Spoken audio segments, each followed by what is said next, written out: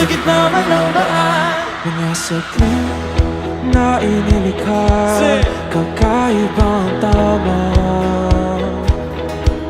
nang sinag sa iyong kutis na kayo mag-iyos ang bahay.